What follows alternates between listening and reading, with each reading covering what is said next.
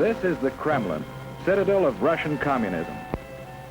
Looking at Russia, we might see it as a country to be studied, as we study other nations of the world.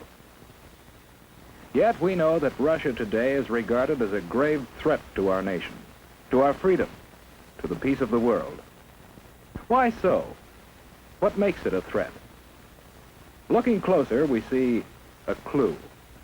Public display of giant portraits of communist leaders. These leaders, by their actions, have caused the world to stand guard. Here, in Russia, you see the reason why so many nations are building up their defenses. Here, in Russia, you see the reason why we are spending billions of dollars in defense production, why your family is paying the highest taxes in our history. The leaders of Russia tell us their only concern is the defense of their own nation.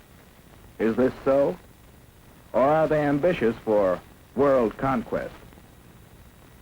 Question. A question of communism. Ever hear of Karl Marx? In his mind, communism was born more than 100 years ago. He looked at the world and saw men as divided into two classes, workers and capitalists. In the Communist Manifesto, he called upon the workers, the proletarians, to rise up and overthrow their capitalistic masters. He cried, "The proletarians have nothing to lose but their chains. They have a world to win. Working men of all countries, unite." This was the promise and the challenge of communism. In Russia, the Tsar was the government. To support the wealthy aristocracy, millions of peasants toiled in virtual slavery. The Cossacks, dreaded police of the Tsar, enforced tyrannical laws. Here was fertile ground for the ideas of communism. For here, indeed, the people had nothing to lose but their chains, the chains of the imperial government. In 1914, the Tsar sent his troops into the war that swept Europe. For more than 2 years they fought. While at home, people suffered from shortages, brought about despotism and corruption of the imperial government. The people grew rebellious. Only a strong army could sustain the Tsar in power. But revolution was preached on the battlefield, too, to an army broken with corruption. Inevitably, the Russian army surrendered. And with the defeated army returning under the banners of revolution, the imperial government fell and revolution reigned. The chains were broken, and in violence was born the government of the proletarians. But a government needs leaders. Ever hear of Nikolai Lenin? He was the first leader of communist Russia. Leon Trotsky was another. Lenin lived but a few years, and out of the vicious struggle for power that followed his death, Joseph Stalin emerged as undisputed leader. Here was a new face, but in the background was an old one, Karl Marx. He established the ultimate aim of communism as world revolution. And the rulers of communist Russia, while firmly establishing their authority at home, created an international organization to stir up revolution throughout the world. Communism was on the march. Stalin was in the Kremlin. But what of the people? The proletarians who had fought to win a new world. Their new world might look promising, but although the land had been taken away from the capitalists, the workers didn't get it. Under communism, virtually everything belongs to the state.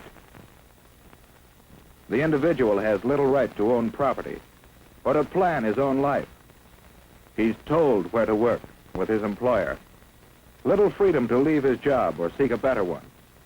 Whereas we believe, and our religions teach, that the individual is all important, communism denies religion and debases the individual to a part of the vast machine that powers the state.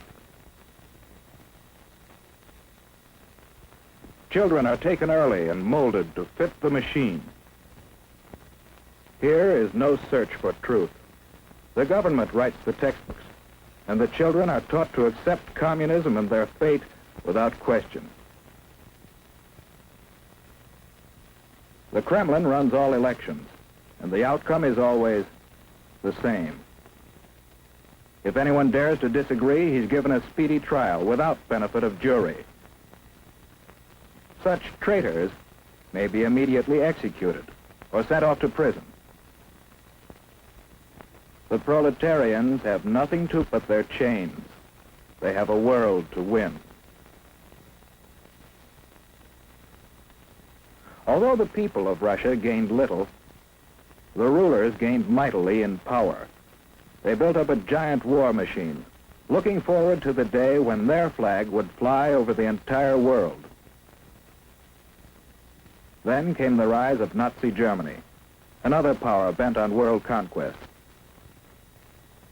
The two nations joined forces, and Russia, believing itself safe from aggression, launched an invasion of Finland and other neighboring nations.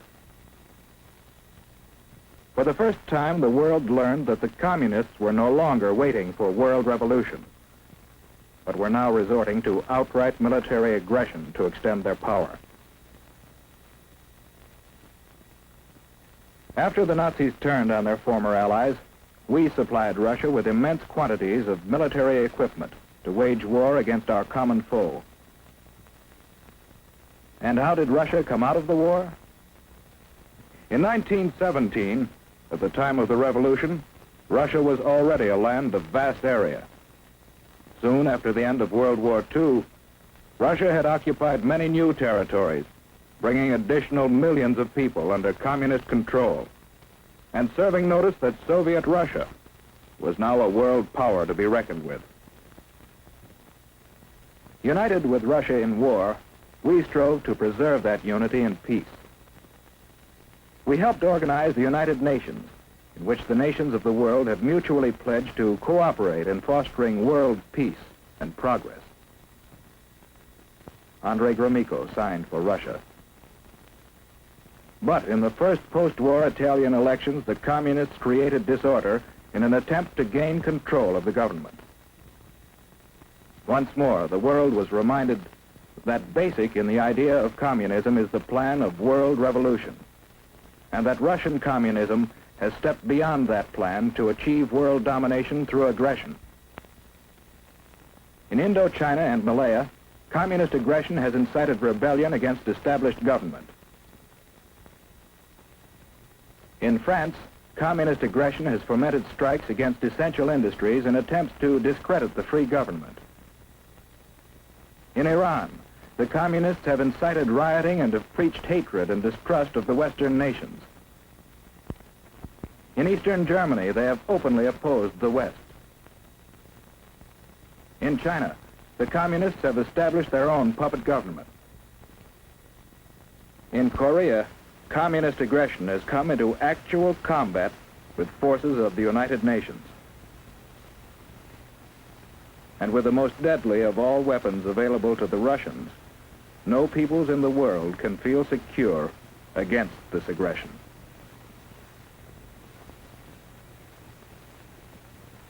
How are we meeting this challenge? Yes, one way is by helping the free world fight starvation and poverty and suffering, conditions that pave the way for communist infiltration. We are also supplying equipment for the free nations to develop their own resources and raise their living standards. Another way we are meeting the challenge is by military alliance with some of the other free nations for mutual aid in opposing direct communist aggression. And we are building up our own military defense. But do these preparations mean that we have abandoned hope for peace? No. In the United Nations, we are continually seeking a workable plan for living in peace with communist Russia. Because we want peace, but we do not want this. We believe in freedom.